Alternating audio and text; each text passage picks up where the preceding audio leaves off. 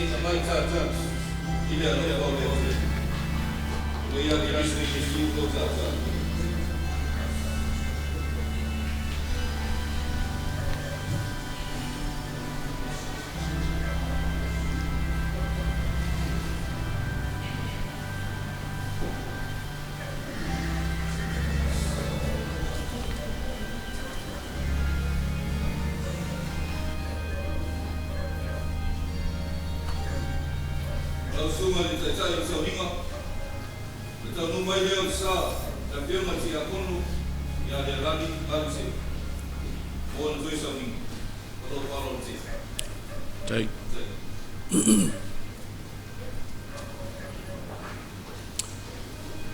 la tātou tapua I le atua.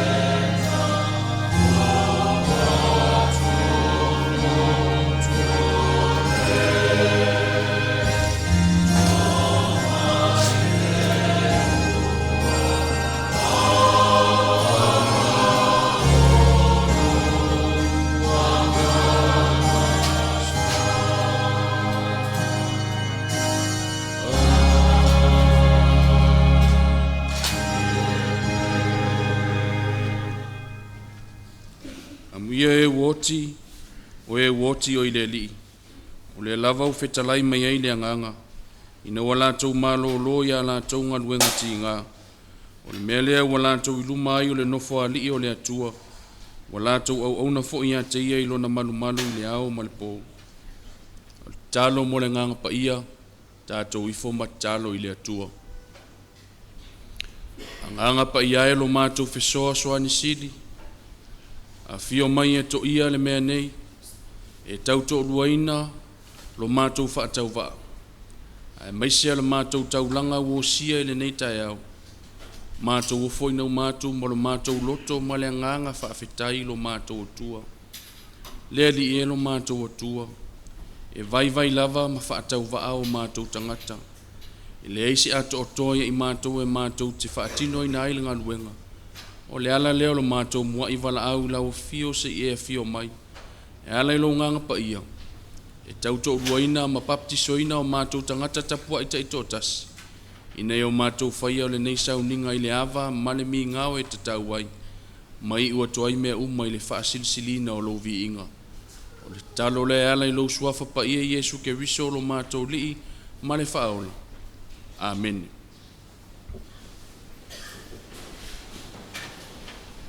Au suina le pese, ia, o le avanoa le tau au mai ai te ufungala au.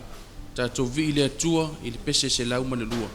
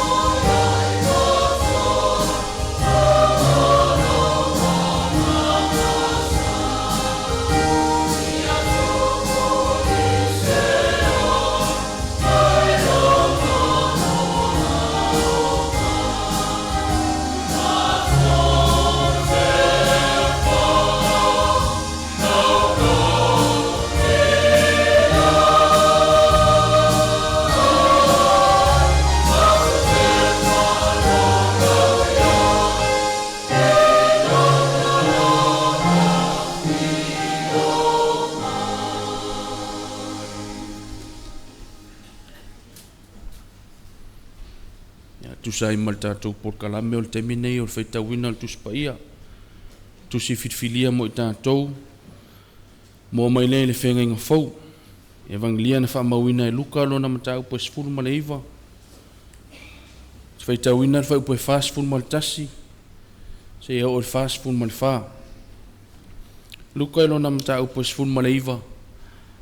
Whau po e whaasfuru ma le tasi le whaasfuru ma le wha. Whaafonga maia. O afionga pa ia ro tātou li. O lata o ia, o sila fia ia le ai, o na tangi ai le o ia, o whaape ane, ana e iloa, o oe lava i le nei lava aso, o mea e manu i ai, a o le nei wa lilo i lauva ai. A wae o mai a te oe o naso e tanu ai, le mea mauti e tie, e si o ai a te oe i lātou waita i a te oe, la tau te si o ina lava ia te oe, e pui ia te oe i tu uma. La tau te olo pala ina foi oe, a toa malau whanau i tu tonu ia te oe. La tau te le tu ua fo i se maa i lunga o le tasi maa i tutonu ia te oe. A wāua le iloa e oe o na pō ua sia mai ai oe.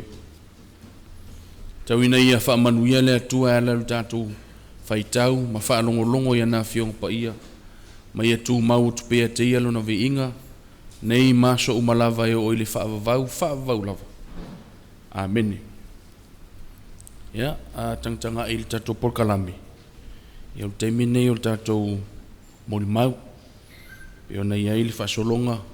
Ya, o le Malumalu o le tina.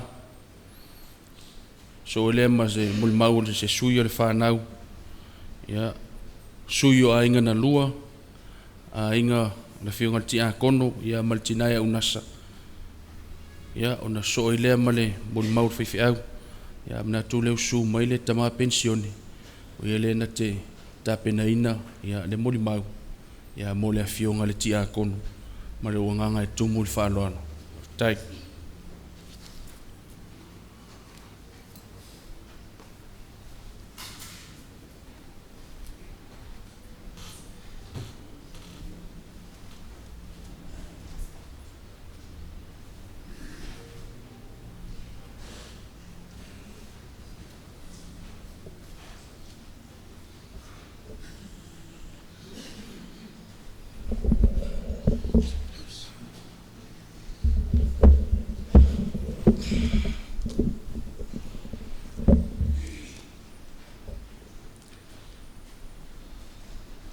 O te whaatulo i lau sunga tai o Sauniga ma lau soa tau.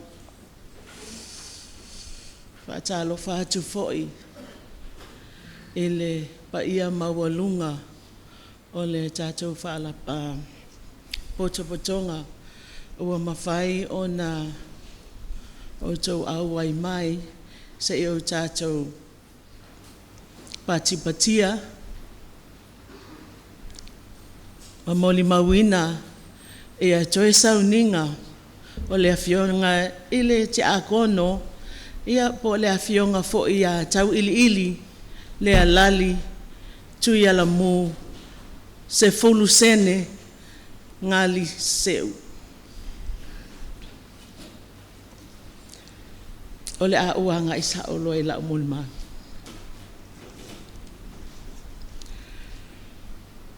O le whionga le te akono sa papatisoina i lo na ingoa o se fulusene.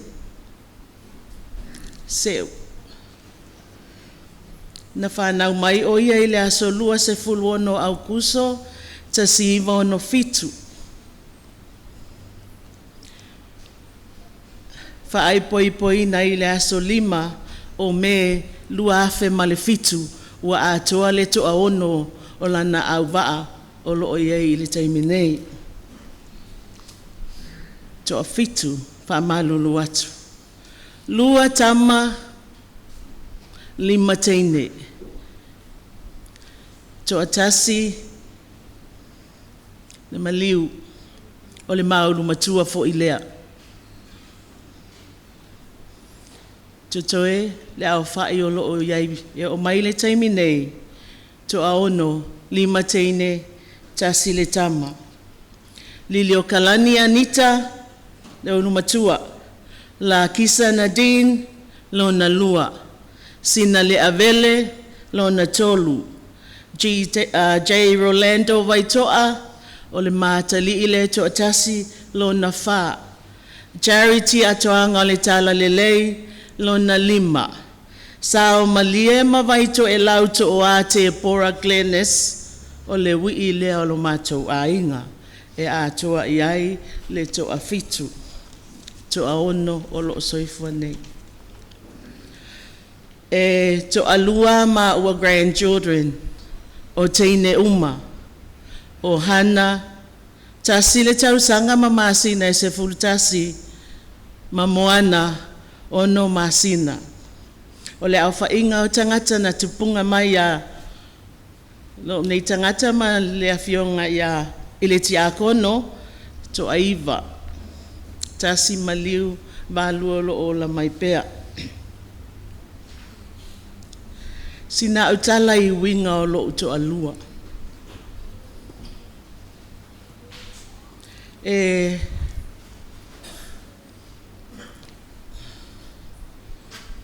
Manaia mamanu e tele na mamanu ai e le atua lo uto alua I ona winga ese.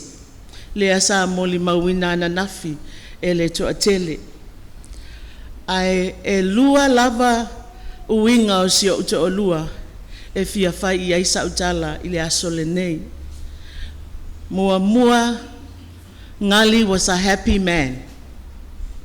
He lived a happy life. O se tangata fia. O lona fia e mafuai lona tausa fia. Lona fia lea e avea mawhaamani yanga I le to atele o tangata a wana te fia ina fo I se ua mawhatia. Po o fea lava e iaisi o to olua e o te le tausu ea lava pe a o walu e saili. Ai mai se lava me o lo wha poto ai ia matai ia po o tupulanga fo ia lona nu.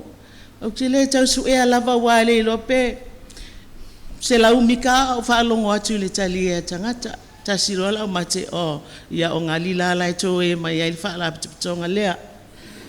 Ia o te whaftai ai le atua o lona fia a vea ma vai fofo I mawhatianga o le tuatele. O lona winga alofa. O ngali o se tangata e mativa I le o le lalulangi nei. A ua whaatamau a inga ina I le atua I lona alofa. Alofa ia o tupe ai le aisa na tupe.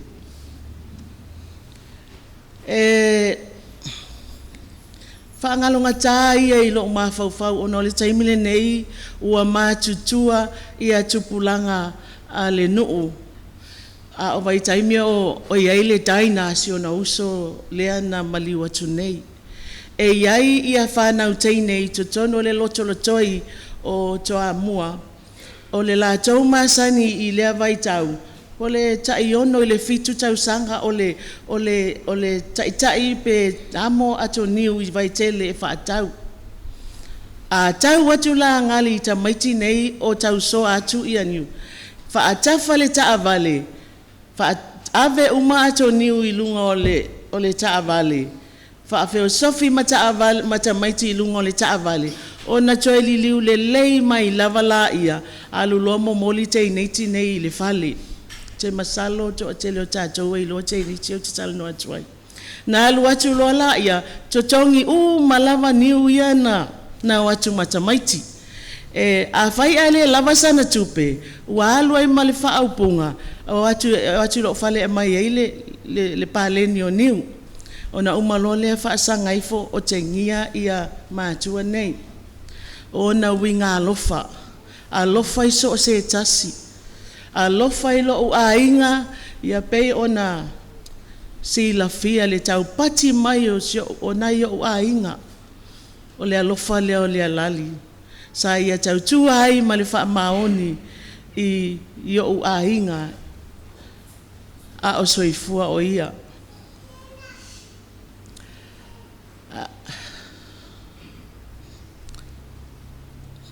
Sina utala I le mafutanga. Le mafutanga a le tama overstaya ma le sipi I New Zealand. O te talitonu lava uia. We were meant to be. Ta siiva valuono o ke topa na malanga ai ngali I New Zealand tutongi mai e lona uso toma masiona to olua le pasese. O ke topa fo I le ta siiva valuono na mawai le result le na mawai la sipi. Na mua la ngali ya o ke topa ta siiva valuono. Ai fa atoa o waluatu ia Januari ta siiva valfitu.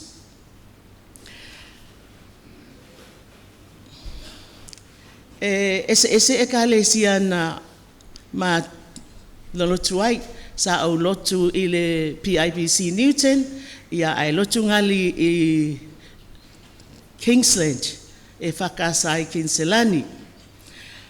E peona ofa e tula matanga o ile mamafutanga. We were meant to be.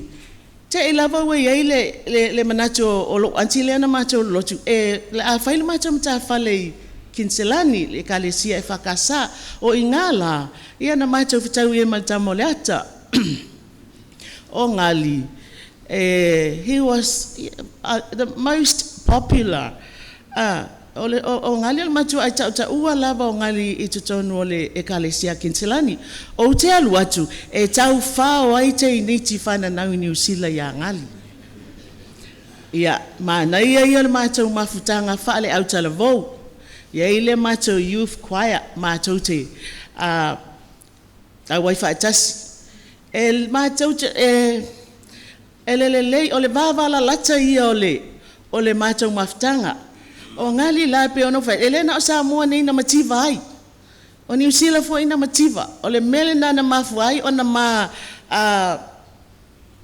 futa ma close le maftanga le nga lita ya I se maftanga fa le wo ona e umaloa ia mato wa nga pese le mato au televon ia e yai la le fale fish and chips e la kalaka I fale falsa o ingala e umalo ilo le ya ngali o lela o alu le falenga o talo e aisa o burger ona muli atu lola ia malu le masolo ia ingala nga build up baile le mafainga wo o le matala noa ia mau o I lava ina vavala lata le mafutanga.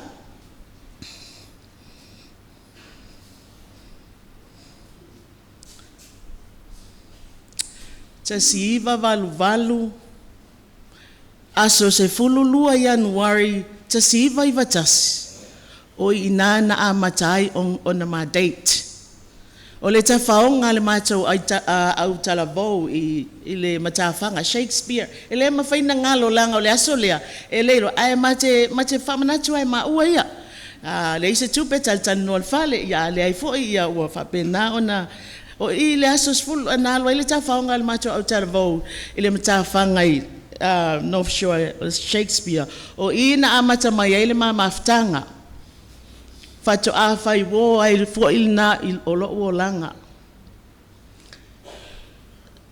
tasiva I vatasi o la au tausanga fau fo ilna ile aonga mafana le mafainga wo ai wa a matau nei loa no matou ainga ia o le taimi le pe ona ta o se tase o moli maua a uso o ngali Lealali Tauiliili suafa o tele I loa lai ova ngali I New Zealand. Well, esele mata potolo ova ngali. Let me tell you something.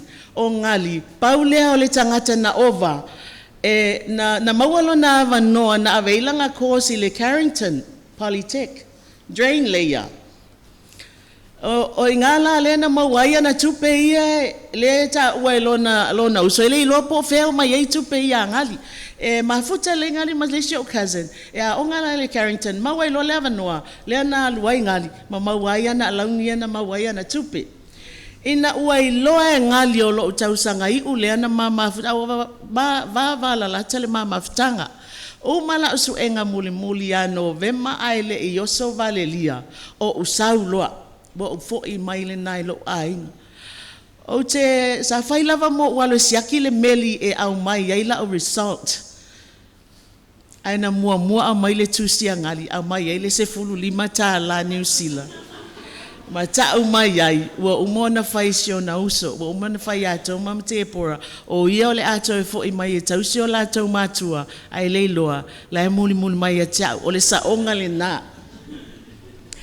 umalis afal vale lia ile tasi iva tasi lo na fai no fa ele matou fale yuta I malie la e matou te pisi ai ile tau tape na ina o mea fo ina fa ale anga ina ile afa o te ile tu o lo te ile tamala I taina sau mai New Zealand la sa vai oi o fa pe po ile tam ia sau lole solo I tai o sau mo lo tola to si la fieleli o tasi ala o mate o sia wo pele de o wat o ina o mai lo sa o nga tilo ia sa o lava Ia, o mātou e mafuta I Samoa nei,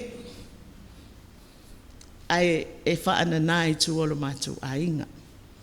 O ngali, e umalo mea ai le afi wa pongi sa vali atu ai toa mua I malie. E tau nuu atu ngali pe o le te au le valu. A o iai le fale o loa o sheu anko I au tafa lava o le fale a onga. O ingala, e whaapele mai ngali na yo te itama I la vea I male whaifi awa whai o I vite. Ia e iei te tonu ma vite I te tonu o le vaenga le tau atua ngali wha befriend ia ngai o te. Ina ia o ngā lua tu loa leo se o le vaenga le whaapema. O ngali lei luma. Ia, le si mea na ngasa vali atu le tama whale ata. Ina ua I loa e lo mātou ainga. Tā lo whai. E maliu lava si o to alua. E momo lava le loto. Pea ova ai atu. I le sangi o lo ainga malo lato wa lo lofa. Wha maoni I le maana tu ulafoa ina. E le tufunga faufale. Ua whai mama atu li manu au pito ilunga. E le ai masese o le mātou ainga na manao I se o to alua. Ai, e le mawhai, e le ona, pei ona utaua, we were meant to be. O ma ua na tā pena e le atua la mawhitanga ma se o to alua. Ia o le mena tupu na aluatu le tā mawhaleata na vanga mai le teine malie. A mafutai te tono New Zealand. Sei whai ala utala lea. Because o te loa, e le ai maseisi o tau taito alua, e tutusa malo uto alua. Very romantic. A whai ai nisi o tau e masani na malanga I New Zealand au kilani. E wāwala lata le umianga e kau le tonga losa lea I Day. Ia, the Rose Garden. Ona le tutamtaua I le Eden Park. E ui atu la ngali na aluatu I taile a o ngai ata I Auckland Girls. Aso uma lakwala angaleva visau e uma lava le tonga losa lea na fati atu e ngali rosa mumu ma avatu I ati a. Ioi. Le mel nasio te o lua e whai. Ai a whai e nof e alu ngali ma ngele I a tau mama te pora. Ai yeise ma tonu aluatu I le a onga. A le se ta avale e vili atu lava le wila. Imagine ma ngele Ponsonby le yai Auckland Girls e vili atu lava le wila I ma ngele e luaku ai Ponson a le aiso kia ile wila ai la atu o le te lele nao le alofo lo to lua ia tia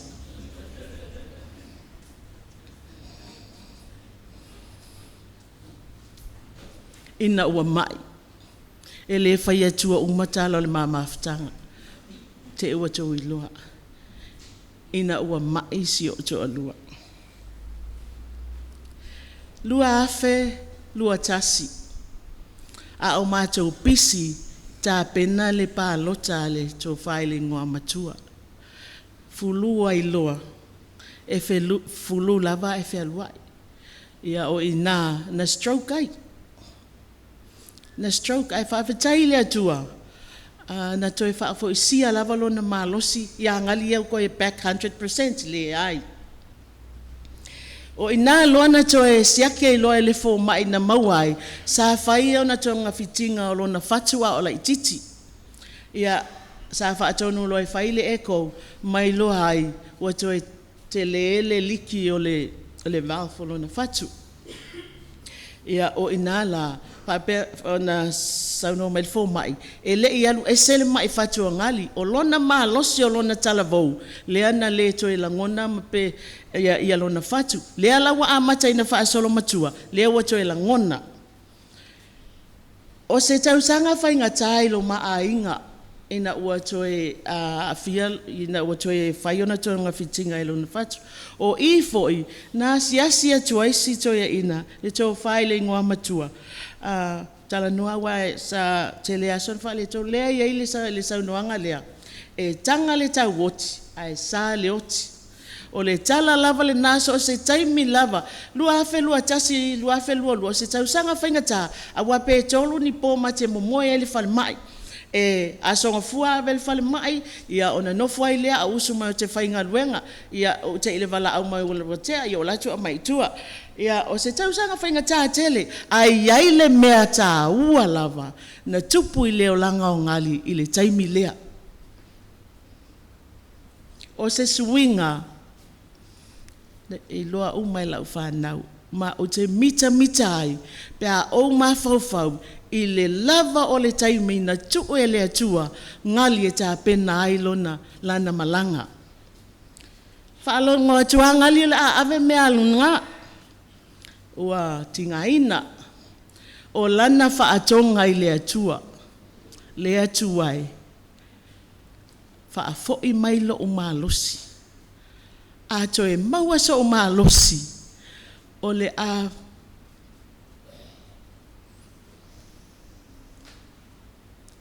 whaangata tau. E tau tua ai lo fina ngalo. Ina ua to e malosi mai si o to alua. Talo sanga loa. Ile susunga ya Reverend Dr. Elitise mo sona tofi ti a kono. Ele I a toa se le umis taimi talu ona whaau le tofi ti a kono. Ai tofia e usu fono ile lau mua I malu e fono tele le ekalesia. O ifo I na amatai ona talatala maali e ngali mea safia fia I o leo langa nei, mua tu ule sikareti. Sau wai lava. O wa mata lava ona sau le lotu. Ta pena maali e lava lona o langa faa lea nganga I tutono o le maa inga. Tau sanga lena te atu nei. Na tatalai ma le toe tau mafaava se I tulou le malumalu le tua. Ia o te iloa e moli mau ma lava o na uso. Leanga o lesi leana tala mimita I o na uso. Ua te leto I tango lava ita I nā mea. Ua ti iai atu lava. E le iloa lava le taimi o le atua. Whaatonga ngali lea wa amata ona o tilo e wha maoni ngali ilana tala na whai le atua. Ina ua unga ona tuulana ava. Ona a mata loa lea, ona whaatau wa nau mai a te a umala u whanau. Wa te tau ona a maile ta whanau lai fafo. A mai umate I neiti lai fafo. Wa tātou wā ai atu I le lalolangi ma meolo o te tupu mai. Ia o mea nei na walo ia. E le lei lava le a mai o le ta whanau. Tātou ta pena whaatasi. O te manao tātou te iai whaatasi ma le ta whanau. I le ola e whaavau.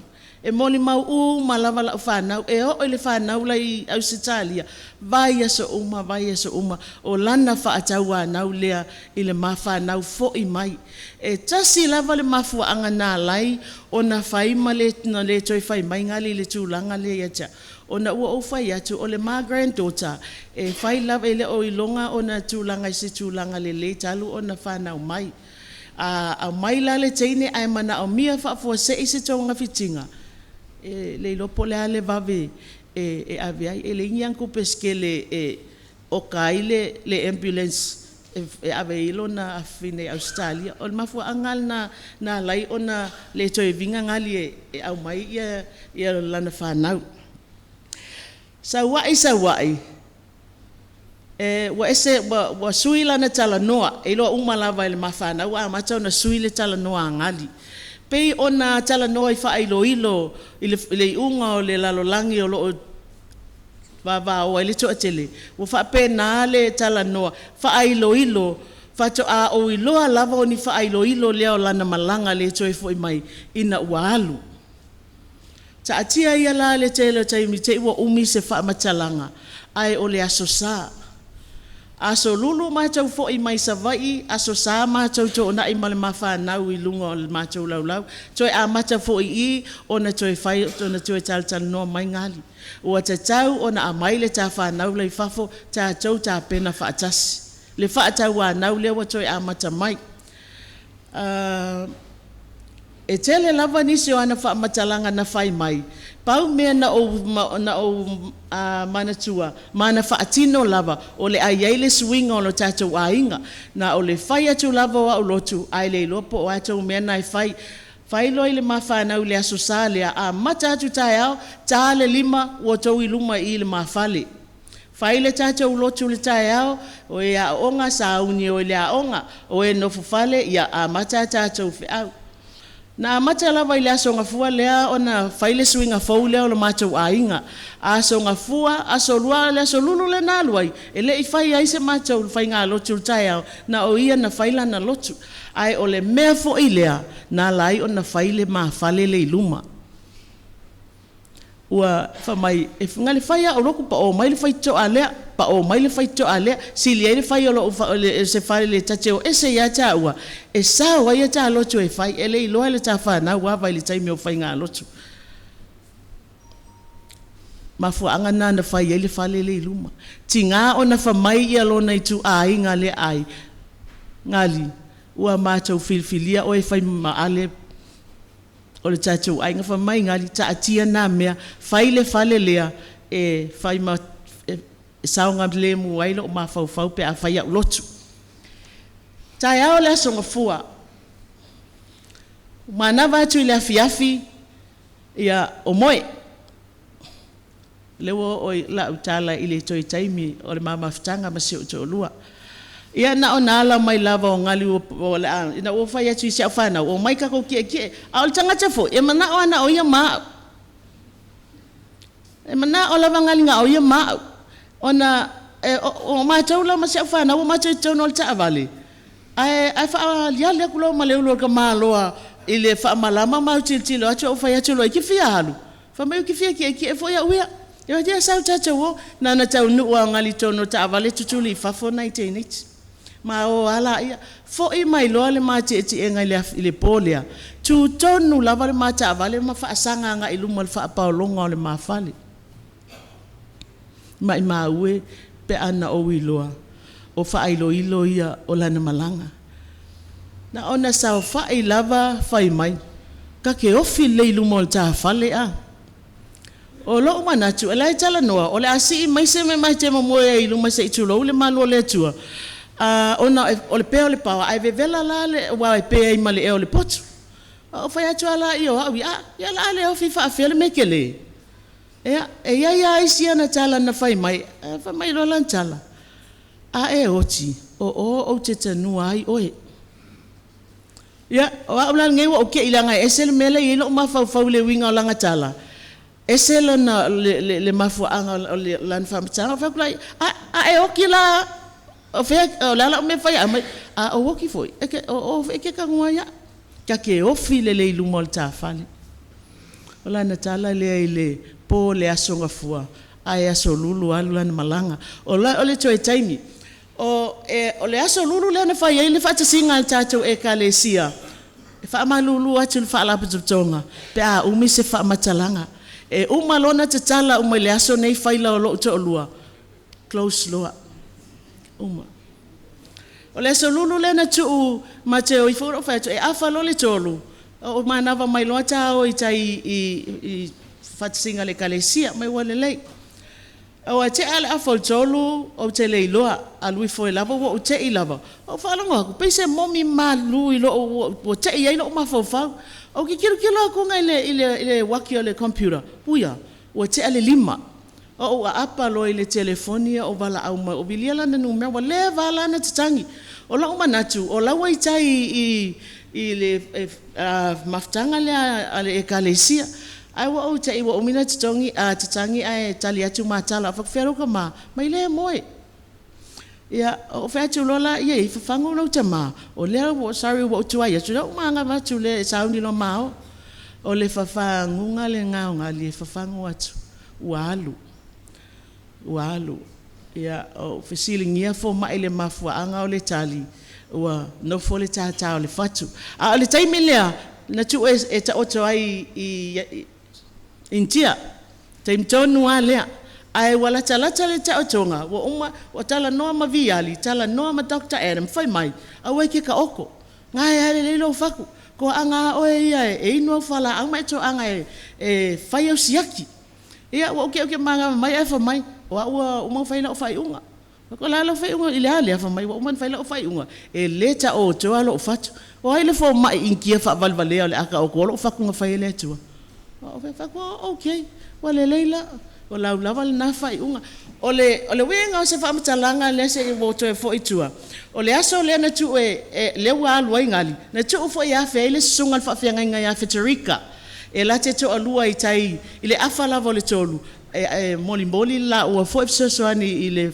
fa mo le ekalesia Missy Federica Missy au o ma fa o ila na mawailo o ma fana ma o fa fe tai le atua fa a moe lava ngali ilunga ole moenga ma moe atu ai lava fa atali le aso to e fio mai ai lona matai awa o te iloa ana fa ape fa atasi atu ia ile a me ia na faile kalesia o te iloa e collapse ia ina e no foi ina le ta lona fatu no foi lo o te fa afetai ai le atua ilona lofa a le whaatua o ia, malonanga le leia ngali, i le tā penanga o lana whainga malanga, a tonu wa sila mai le atua i lo nātali, e le mawhai ona ia au sia le se lau pasene, ai o le pesta lea wo o iai, ave loa i toi pisi atu lava ngali,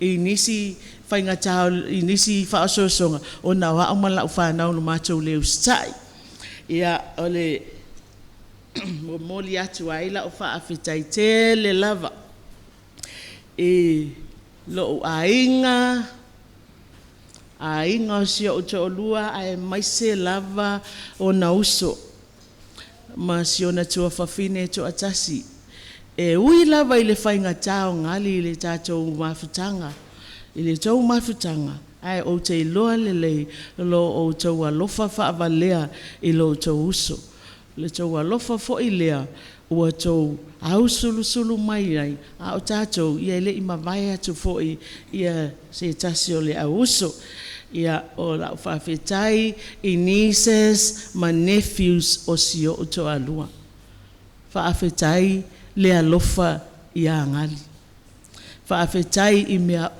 malava tau te tali mai ai i taimi uma e manao atu ai e tusa fo i pele manao atu ai tau te au maia lava se mea ona o le tau manatu mai i lona nofo atu i le tau ainga ia ai o a fo i ni se ma ni faale tonu o sia o to alua e to tono faala putonga lo iai to tono le tato e kalesia ai mai se to tono sio tato ainga fa amole fa mangalo sio o to alua sao mauli lana malanga ina ia maua sona no fuanga ile malo le tu o lo tau fai tau sinio iai ia tangata kerisia no uma fa mulmuli sa utala isa pele ngali fa afetai mo le maftanga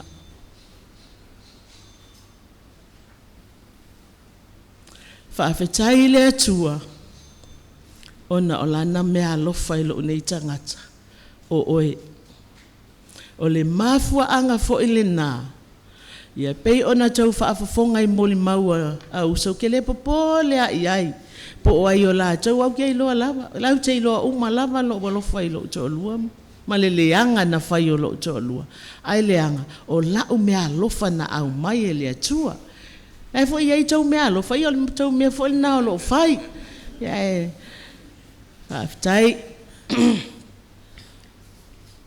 whaftai lau sunga tai lau sua tau fai ua tu la o moli mau e se pese e awa lo fai i sio uto alua ta fei loa i le nata e au ua uma ona ta pena i le atua ta tu e mafutai o lea o le a mātou tau mawhai wana whai lau tala malo mauti noa o oe ua e sao a o mātou ua o mātou le sao ia se i whai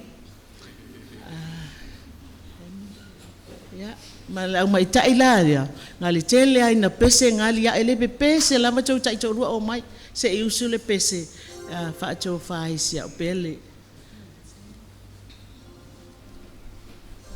Lau e whionga pali, whio mai,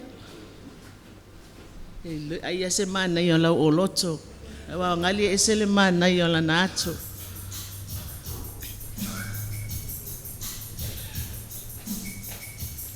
Saudana ka leile leo le mai.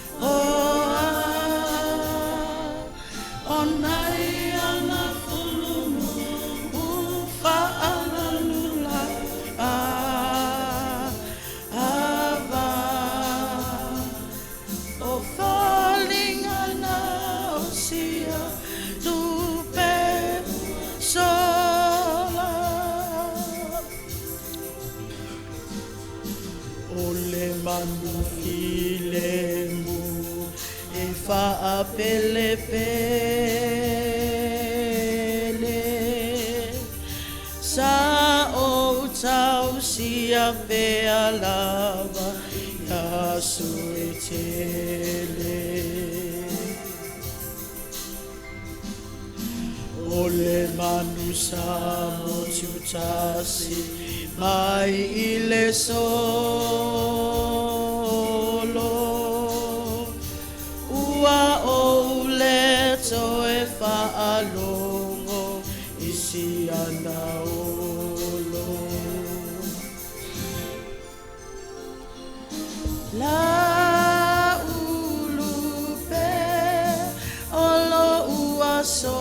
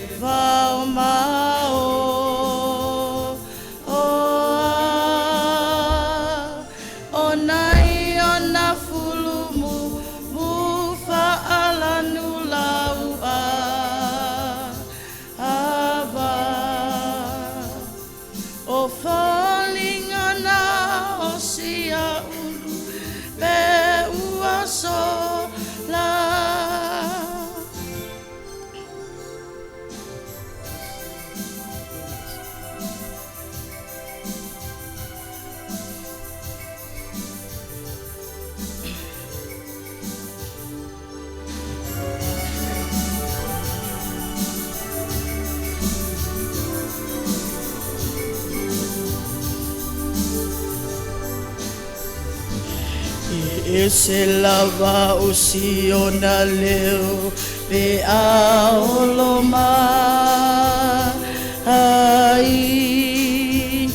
pe lava ua o whaalongois isi o tangi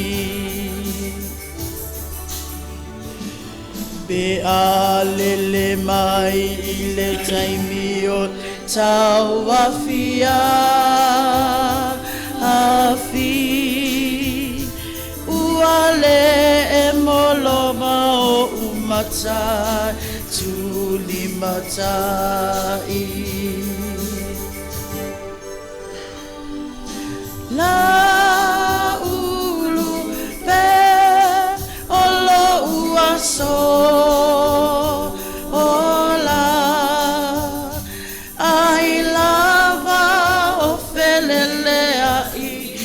Vau mao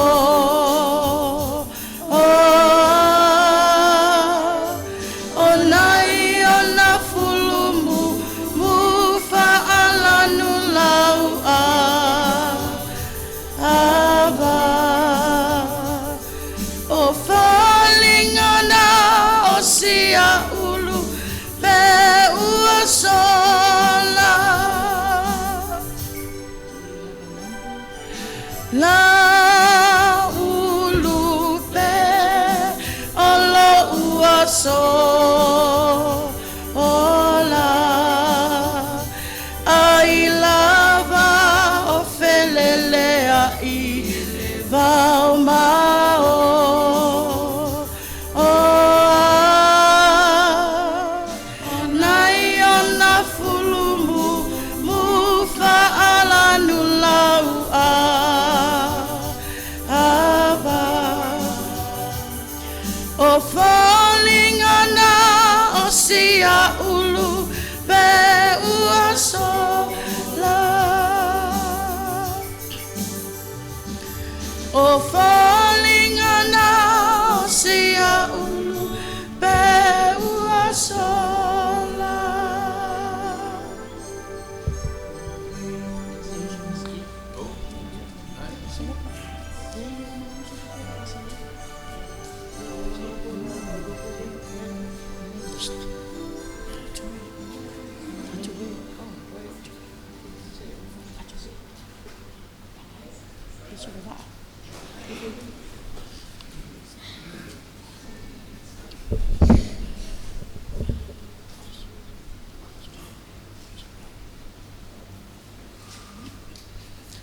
O te whātulo atuli sunga le whawhiangainga ia o saulu manei whātulo le Malumalu pa ia le tātou tapa asili whātulo i le awhia poto ainga na lua ia le ngata fo i leo le awhia o mole mawina le toi aso le tamā nei ia nei o tau siringia po ai mātou nei ia o mātou o le whānau a ala i te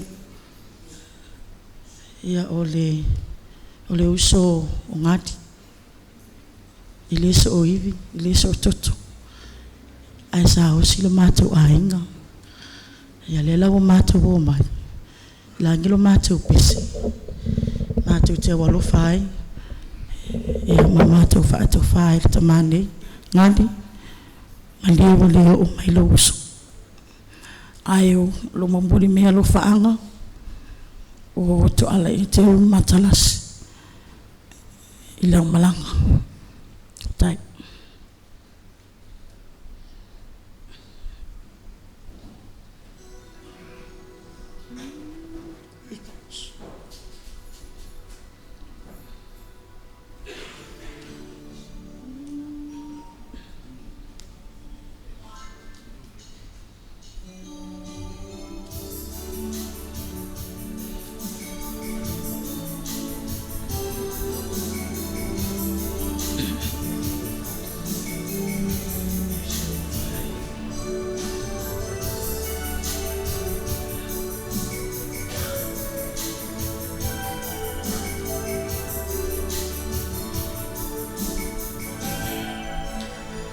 e ua tuele fanga i foa a he malia fanga i funga lounga patia i le mafutanga ua hala e se lo sasala ai po o ai lo unei tangata ua e maaua whaatau sala se wa mali e le loto lo waala fo i wangoto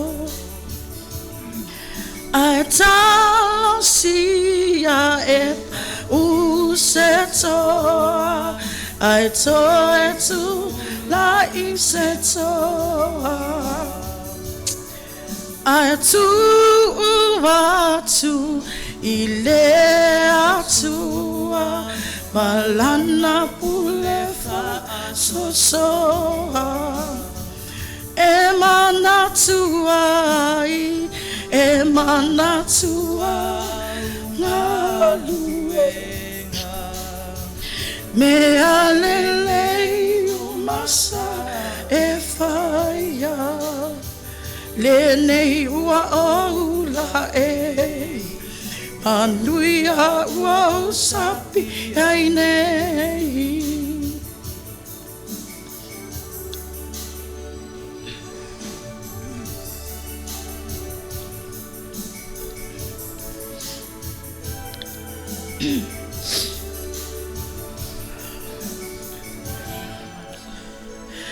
La ulu pele satu lima ua masufa leile faiva se tamai toale loto so o se melele na te faoso tinga le faingata le fafiti awa ole tuanai fasili ngali tofa o lo alo fale ngalo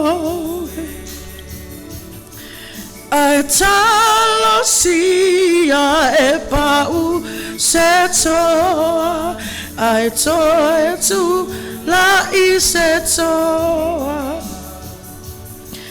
Aitu atu ile atua Malana pulefa sosoa Emana tuai, emana tua, ngaluenga.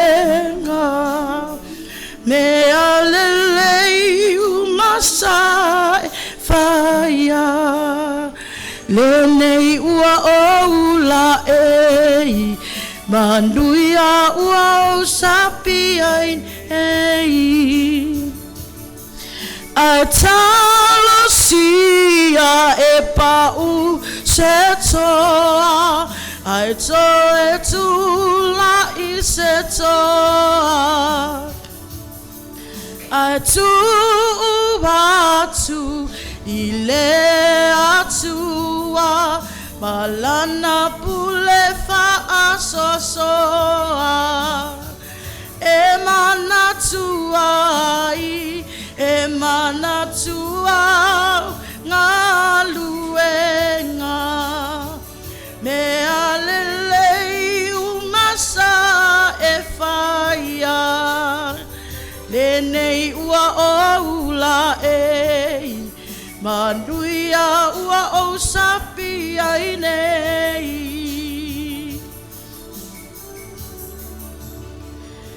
Ngali tofa oe o loa la faile ngaloe.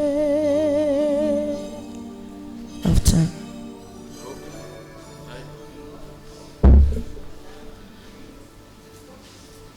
After ile tua fafine o so tama na malanga mau mai lava I New Zealand. Ola na pele lava sio tolua faaftai anti alofa ilo alofa malo fai tama fa vale ilo tolua faaftai la sunga tai malo avano soifu ne Yesu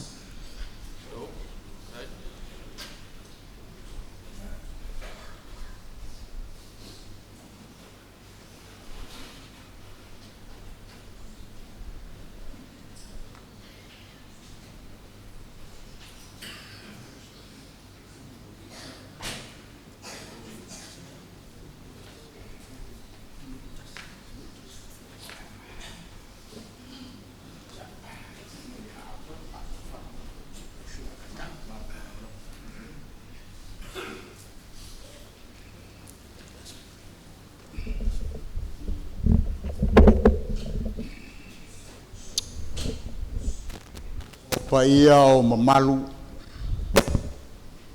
o sa mawhaika ia o le angungu o whakingi o kausala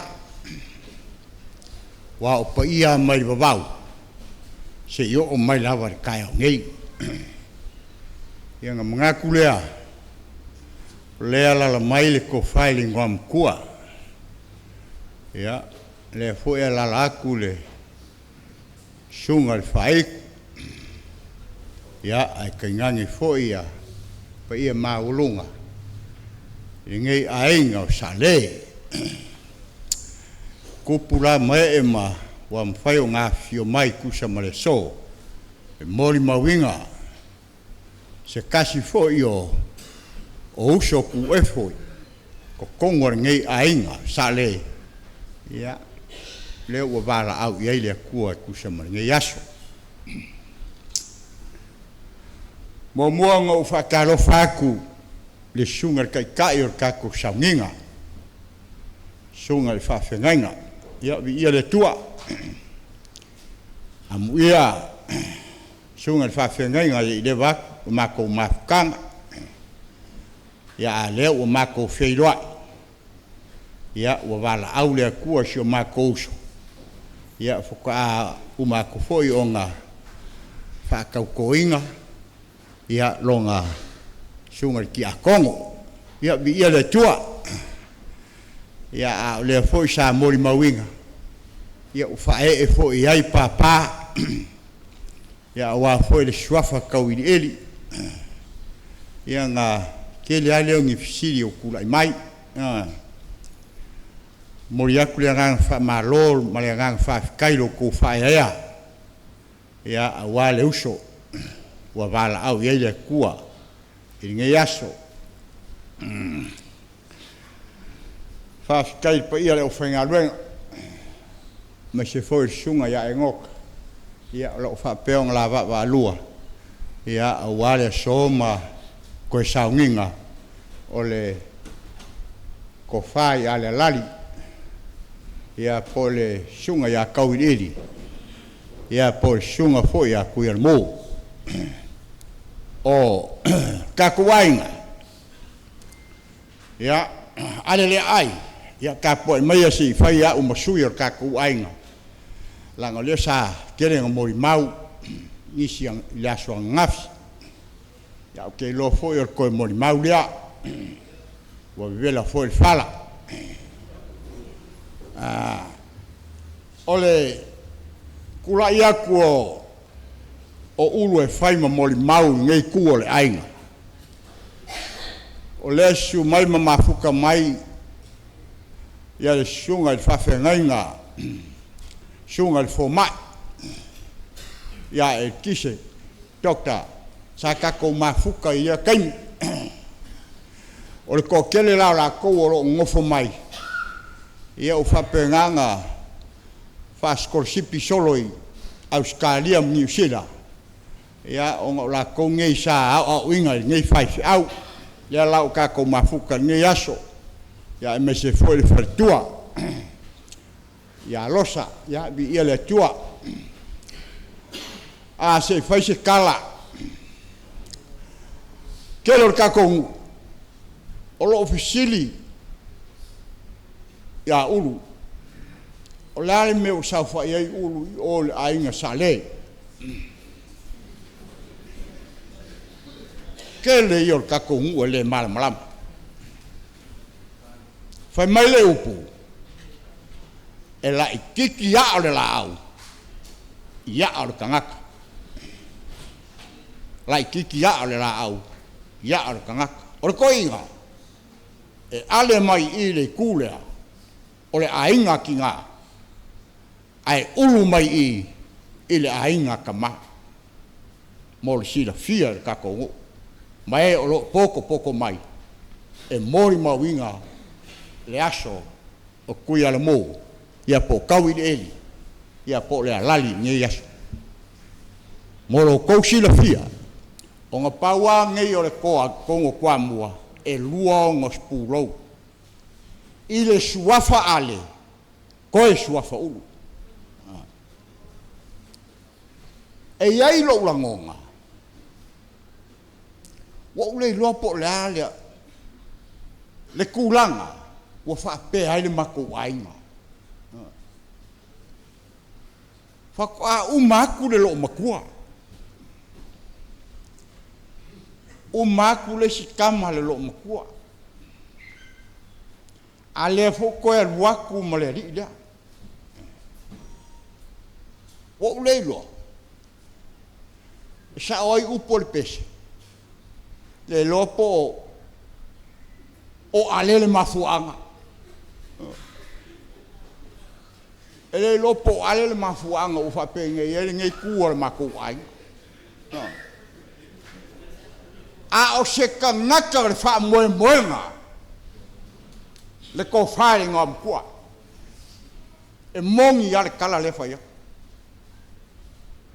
O se kangaka le wha moe moe iai. E lima makua iai le ko whae ngā mkua.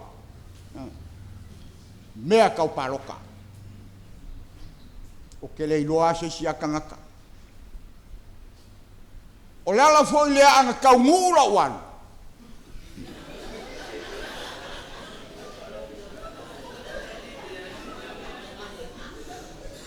Anga kau ngura wanu paroka.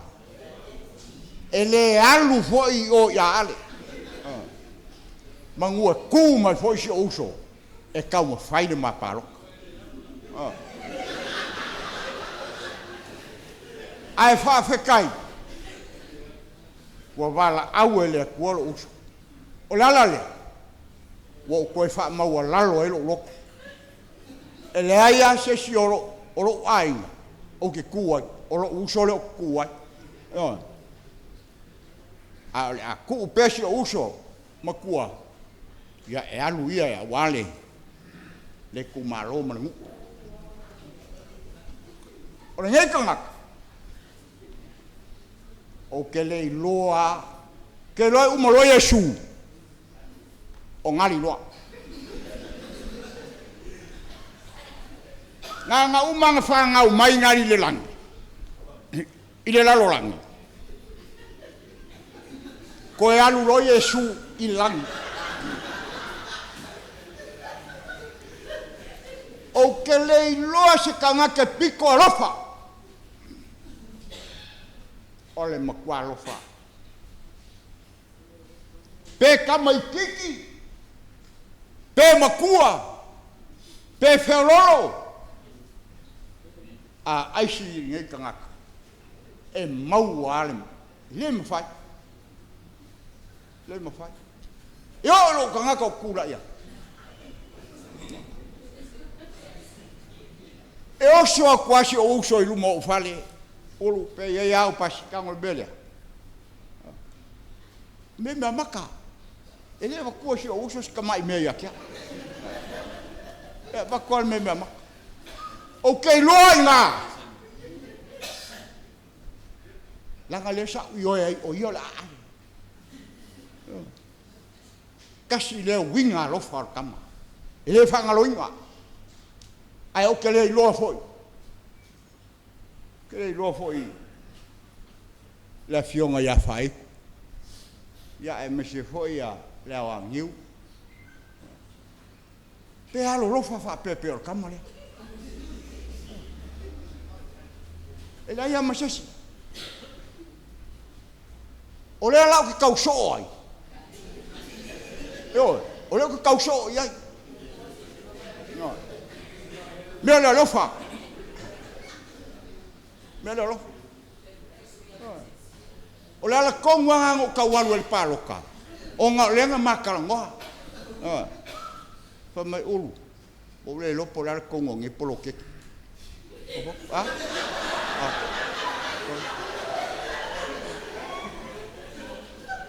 Pama wo le lo por al kongo ngi polo ke o fa wa la wo mo wa ko inga wa la farsa la le fa che kailo le ko fa lo ngo le se me wo le se kup o fa ku le ai o la ai kupe kongo o le pe no ya karango me fo mo sa ya ke o ke wo le fo se kup no wa ya to yo ka le lo la po ya ka ko wo ya yo a le mori maunga la mori maunga o ke makwai o fa fikaia ngai o uso makua e kai kolu a masina kai lu masina fa lo ma kalo o ai nga wa ya e ka o ko o mai ko o fa manguyanga le ku le kongo la inga ni o fa manguyanga le me o le fa manguyanga le me fa manguyanga ke le kupere ai ba o ai ya kangaka o lo ye sa kupe le se kupe sa ya fai O mkwa kele aku pele a fai. Ele ngalo e kia ule ponga. Nga umaisi o ngola. O mafiki uma maa i lumoro umwa fale. Koe aso e lalo pou o lo fale. Ia lua kor ka vale ale. Se kasi fo o makai o mako ai. E la kura lai makala o Facebook.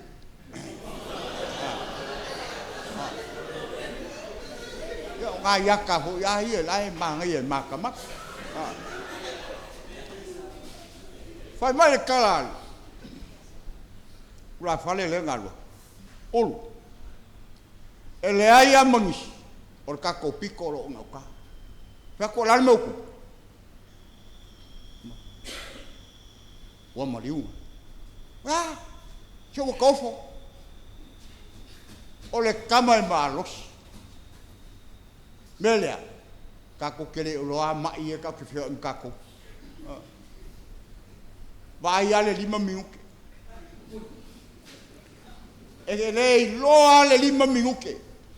E ke whērua ia ku inga ngai pa ia kwa fai koe pa kūraro e uba. Kako kele loa. Kako kele loa. Aua sanga kango kele me ai. O le whau kuanga. Wa lava le me kasi. Maonga. Kango le lau mori. Uma. Ai au ke kango se si amea.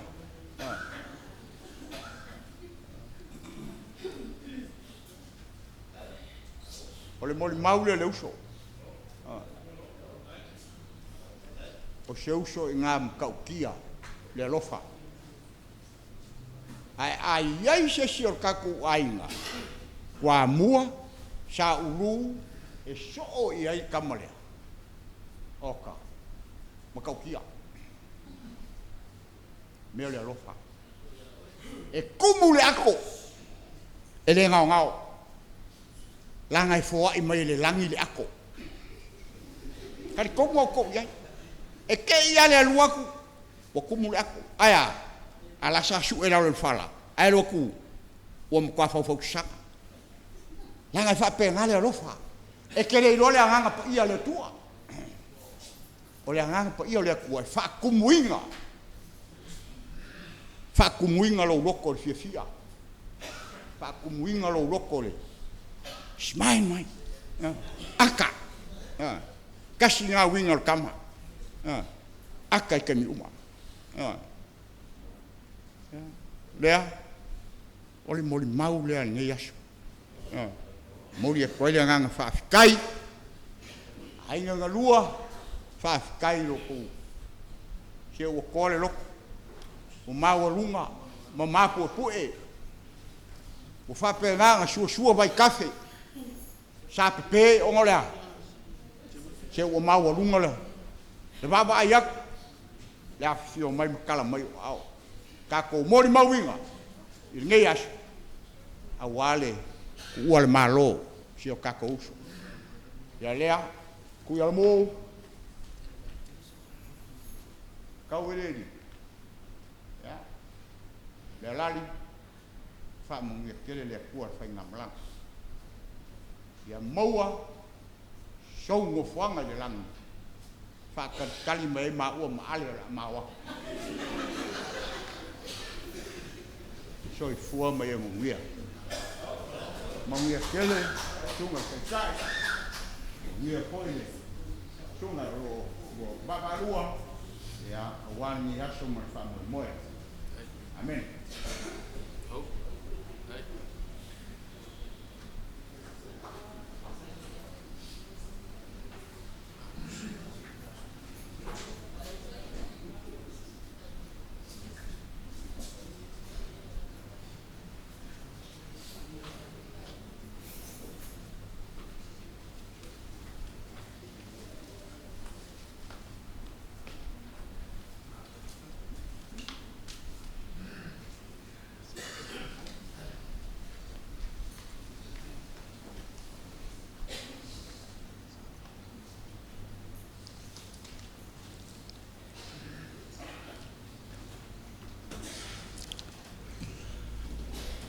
ua ia whaia fo I wha maulawe ile I e uli.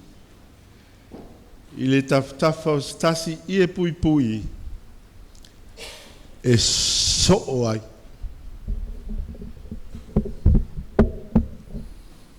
O te whatulo watu paia, Sauniga. Whatalo whatu fo I lau sunga le whawhenga taulangi a tātonu nei, sunga tumtalie, ia wapea fo I le sunga le whawhenga au ia enoka. Whaptai mo le amnoa te whaista mo mau, ia tāpua mai. Pai o le tātonu, ia ele to e whaloina la whalaroa I pa ia. Pea am tau noa ia tātou te maa, ia al mauru, ia pa ia lea vea. A lea paisin tala, mo le wala wina, ia vai ei masui o le sunga le whawhengainga. Paisin tala mo se tasi o pine wha mau o le manga luenga.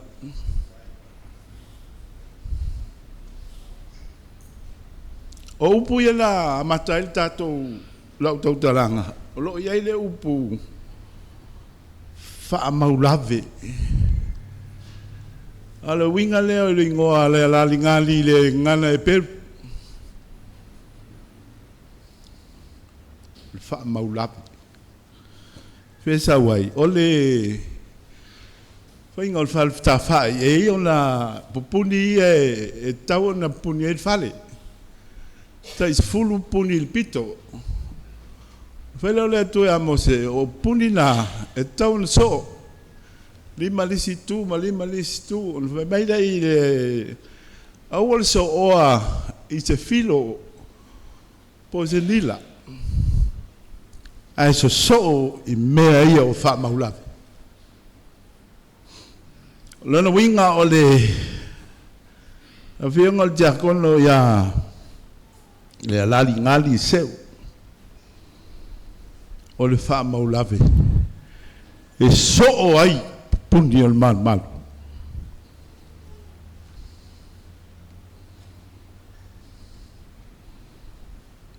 Tui titi au le mau o le wha maulawe le. Tui titi au le mau. Awa mateo mai ia o polo mamao mai lava ngali ma pena I le kalesia. Sia mai e tu o le olo. Ia pe o anga kitikiti. Ta vai pea. Po fe to ia I le au. Awa umane tatu lo uma pe on te lo molmau. O Lealali Gali o le tangata o fiafianga.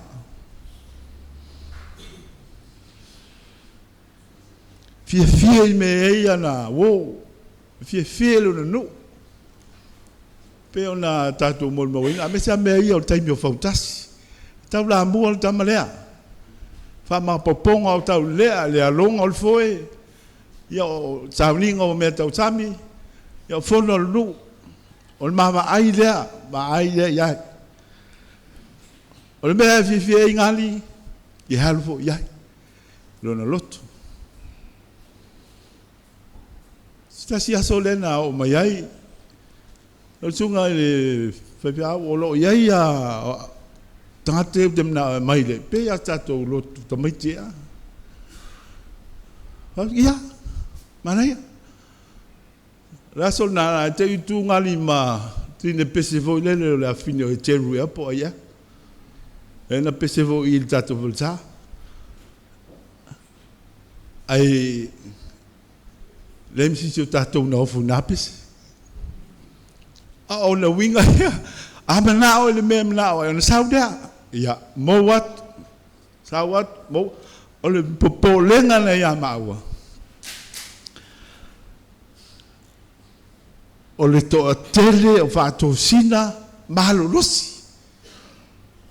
Le sisi o manga o ola ai a unasa ma Lealali ngau tā.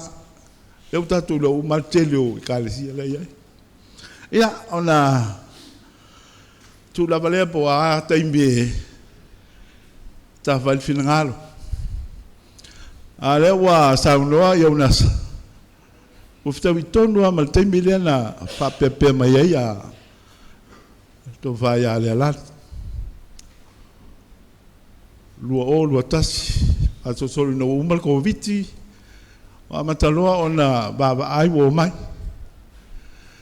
O mata ona fu e mai ala to na.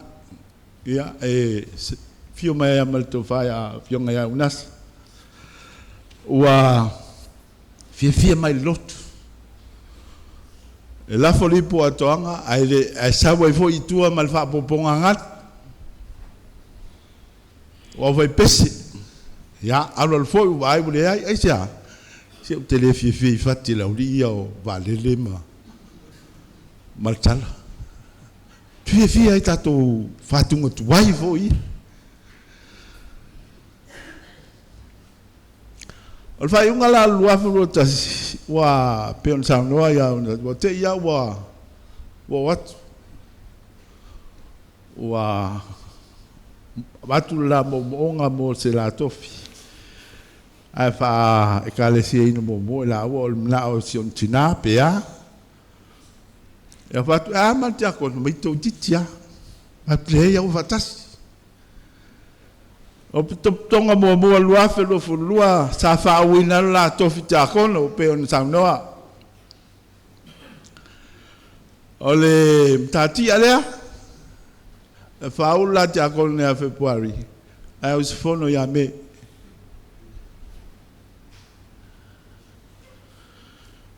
mitai au na winga ia le tau te le uma sa no le to fa ngom to ya u e lofa ai sia e putal tanga fulal tanga ale ni an tupe a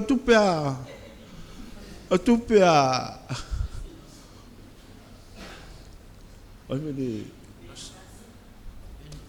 a pena ya tupe pena na mitai so se sia bala ya ave ile lofa le o no fa wa le alofa ina wa mato wese ve a e tawi mtamaiti pa o foi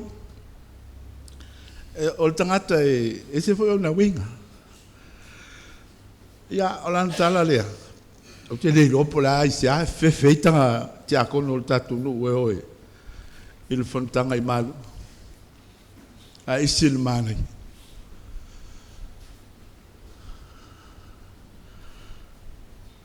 ia wa mana ia mol mau o to fa ia Lealali ia ele te se asustala le mana ia ile o tatu po tonga au mana du lava lea pa tai Lealali to mai la pule ma talia sto lalo ben fa tu o fai la o mapine al manga luenga awa to I fa mau fa lave samo mie so ai e puli a to anga mseu awa le la taulanga I de tu fa tai lim ma fola mo ma o malai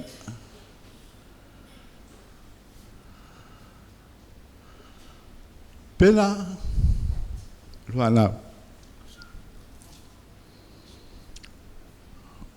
leo walu lo to fa maulabe o le na so ina o lua o le na so ina o lua mal lo fa na o le na so ina ona ainga maua inga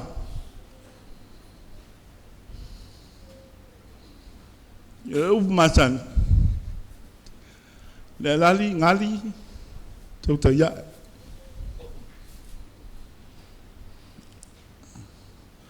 fa awau lo to tiago don fa to be mitai sa fia ya lo to lua ya ole nei vai tau fa ta malangona o tia ele vai se tala mato au fa ngaloenga ona ave sia le l'ultimo moia. Almana io le tala ta vita i winga yaso fa penei. Asa no fa salamu e Peru. Lealali e. Ta fia feta ia i malo fa maol. Lealali e. Ta fia fea songi malawa mi tonu. Malo file mu. Ya, tu lau fa maulave ya. Ya, o mai fa maulave si Cristo. O le na so ina tatou fa tasi mai le tua. Ya le sa tauro. Loto tele. Pa pe fo tatou no la inga.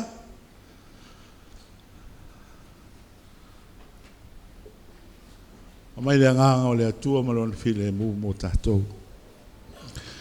Ya manuia la malanga Lealali Gali Seu. Manuia la sunga te ta. Manuia la wa. Manuia la pop tonga na Yesu. Amen.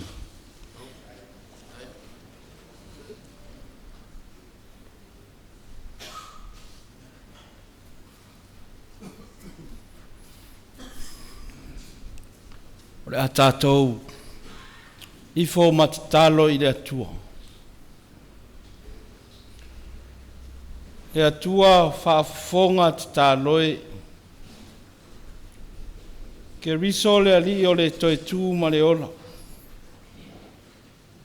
Tai ao manuia lava le nei aso fo. I le mafuta mai o lau whanau whaatuatua. Ona o lau au auna whape ona mātou wangwangaia nona tino maliu le nei aso. Wa e whaitauria lona mālosi, fi au maona mana awina.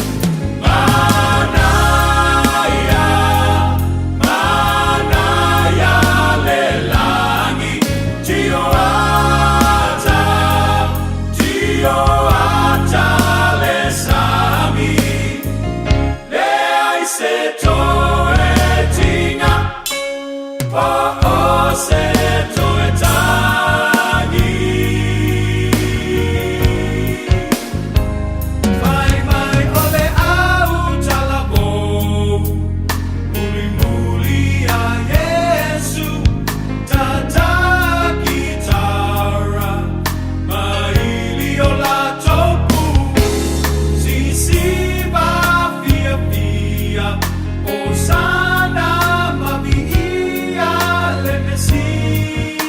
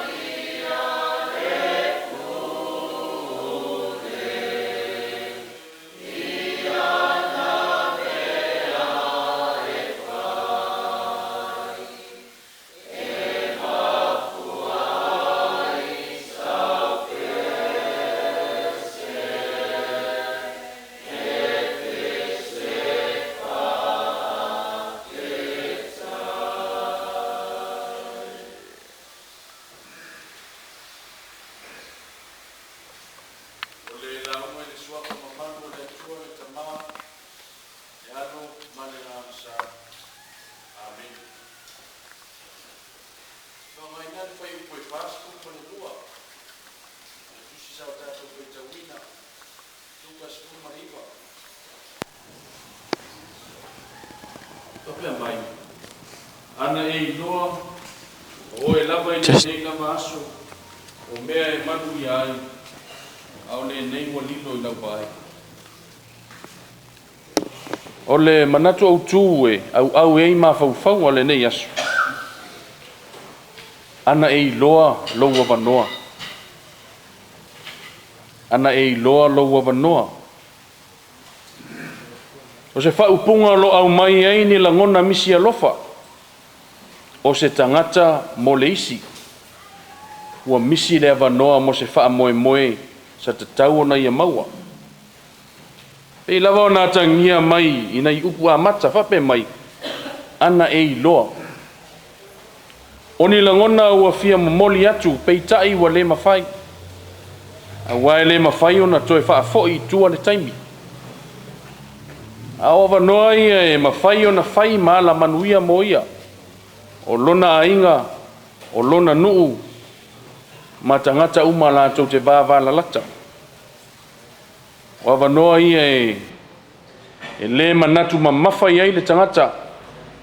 Peitai e te tau na matua liu liu ai le tō whā. A wao mea ia e le mai loa le tangata a wala o le atua e a wala mai ai o na manuia.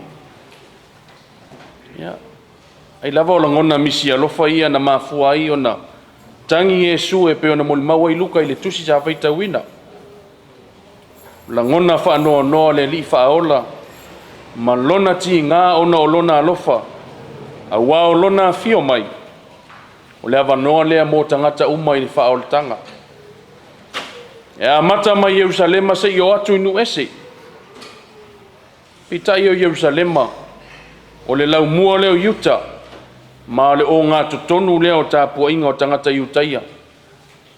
O tangata na mua i malai wha manuianga le atua. O lona winga o le nofoanga o wha manuianga. O le lau ele o manu maso se tangata e au mauai. O lona manuia lea. E lava le ala leo le o tia o le loto Yesu. A wa o ia na tupu ai tutonu o le ainga iutaia. O mea uma foi e te tau ma le soifuanga o tangata na whaatino uma lava e le li whaola. Ao le leo lilo lea e leo mati nei e tai o le nuu. O Yesu o lo tātou awanoa lea i le manuia i le langi. O le Mesia o le tupu ma le whaola i le langi. A lea ua fio mai. O le awanoa i le manuia e le ite ena i le tangata o la fonga i ngoia sa kaio. I le whai upu mua i le se fulu. O le whaataita inga o le tangata sa i e talia ina le awanoa ua maua. E tali sua whaatasi ai ma Yesu. Le lava e manino le saunoanga Yesu le whai upu a whai nei mamatua. U whapeane ana e loa o oe lava i le nei lava aso o mea e manuia ai. Au le nei wa lilo i lau vai. Lana whetalainga tu sao mō tangata. Ai le o le lau ele. A wawa whinongia whaatasi ma tū maanga e le tatau. Ma le whinangalo le atua. Wha malumalu e pūlenga o Roma. O lona winga. O le awa noa mō tangata i nea sala mō mai loa ai. Lola toa. Ai wale ai.